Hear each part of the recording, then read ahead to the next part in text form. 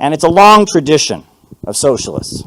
And I remember when I was first getting involved in socialist politics, I was a college student in Ohio, and somebody who was in the organization I was in, they were driving from Michigan, and they picked me up from my university in Ohio, and we drove up to Buffalo, New York. And we went to the home of a woman who was well over 80, maybe even 90 years old. And we sat in her living room, and she got out the photo album, and she showed us pictures from the 1950s, from the bad old days. And she told us about her life, about how in 1948, she was living in Buffalo, and the steel mill in Buffalo, belonging to Bethlehem Steel, fired every worker who was a member of the Communist Party USA for being a communist. So she and her fellow activists, they protested outside the steel plant and said that, steel workers have the right to be in whatever political party they want. The Communist Party, the Democratic Party, this is an attack on their civil rights. And across the street from the demonstration was the FBI. And they were taking pictures of everyone who was there. And the next day, in the newspaper, it printed the name and address of every single person at the demonstration. And then she was a high school teacher at the time, and a couple days later, she got called down to the principal's office. She was there at the principal's office. There were 2 FBI men there with photographs of her at this demonstration. The principal said, "Is this true? You were at a communist rally, a communist demonstration?" She said, "Yes, that's me." And he said, "Well, you're fired. You're not going to be teaching at this school." So a couple months later, she got another job at an elementary school. Everything was going fine, students, she was doing well with everybody.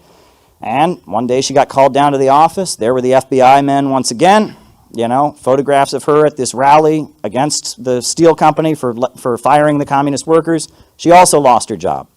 So then she got a job at a phone company, and she was there for a couple months. The FBI showed up. She got called into the office, the FBI men, and they said, "Is this true? You're a communist? You were at this demonstration?" And she said, "Yes, that's me in the photo." And they said, "Well, you're not going to talk about communism on the phone, are you?" And she said, "No." And they said, "Then we don't care, you're fine." So she kept a job, and that's how she lived. She worked for AT&T, for a phone company, because the phone company didn't care that she was a communist, And that's what these folks had to go through. They went through some real hardship. I've also heard older folks talk about how they used to keep all the Marxist books at the public library behind the counter. And if you wanted to check it out, you could. But you'd go to the counter and you'd say, "I'd like to get one of the Marxist books," and they would write down your name. And you'd check it out.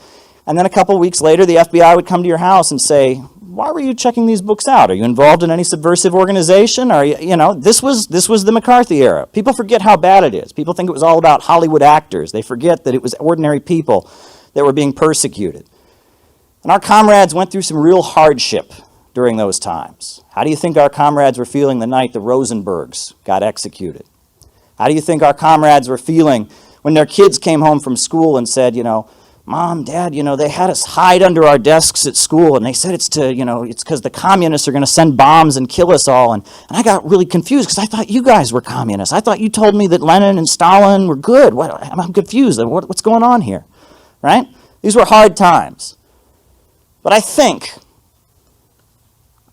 that our comrades probably weren't as demoralized as we would suspect. I think they probably weren't as downtrodden and upset by it as you might think. Because I think they knew pretty well that you never step into the same river twice. That A does not equal A. I kind of wish I could go back in time. You ever wish you could go back in time? I wish I could go back in time, back to that point.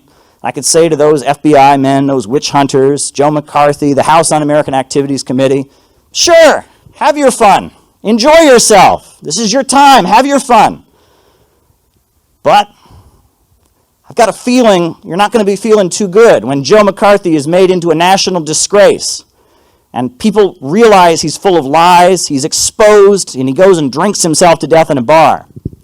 I bet you're not going to be feeling too good when Martin Luther King starts leading national protests and demonstrations for civil rights, an issue that the Communist Party has been talking about for a long time. I bet you're not going to be feeling too good when students all across the country and universities are burning their draft cards and sending their blood to support the Vietnamese Liberation Front. I bet you're not going to be feeling too good when anti-war rallies are taking place all over the country. You see, what they couldn't understand, and what we understand, is that the world is constantly in a state of change. You never step into the same river twice, and A does not equal A.